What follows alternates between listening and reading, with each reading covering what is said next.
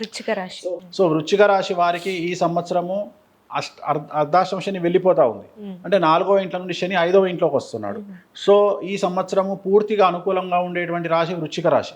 So వృశ్చిక రాశి వారికి ఆదాయం పెరుగుతుంది, గౌరవం పెరుగుతుంది, పరపతి పెరుగుతుంది, కుటుంబంలో ఆనందకరమైనటువంటి వాతావరణం ఉంటుంది, విద్యార్థులకు ఉత్తీర్ణత శాతం పెరుగుతుంది, బ్యాక్లాగ్స్ క్లియర్ చేస్తారు, వీసాలు లభిస్తాయి, ఉద్యోగాలు లభిస్తాయి, ఉద్యోగస్తులకు ప్రమోషన్లు ఉంటాయి, బదిలీలు ఉంటాయి, వ్యాపారస్తులకు ఒకటికి 100 రూపాయల లాభం ఏర్పడుతుంది, స్త్రీలకు మరీ ముఖ్యంగా కళాకారులకు, వ్యాపారవేత్తలకు అయినటువంటి స్త్రీలకు విపరీతంగా అయినటువంటి రాజయోగం ఏర్పడుతుంది, రాజభోగం ఏర్పడుతుంది, అంటే డబ్బు తీవ్రంగా వస్తుంది.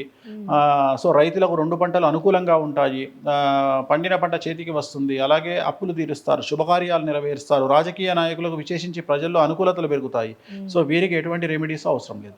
అసలు వీళ్ళ మొత్తం జాతకం అంతా ఈ సంవత్సరం వృశ్చిక రాశి వారికి చాలా అనుకూలంగా ఉంది. మరీ ముఖ్యంగా జ్యేష్ఠ, అనురాధ నక్షత్రాల వారికి ఇంకా అనుకూలంగా ఉంది. ఇది వృశ్చిక రాశి వారి జాతకం.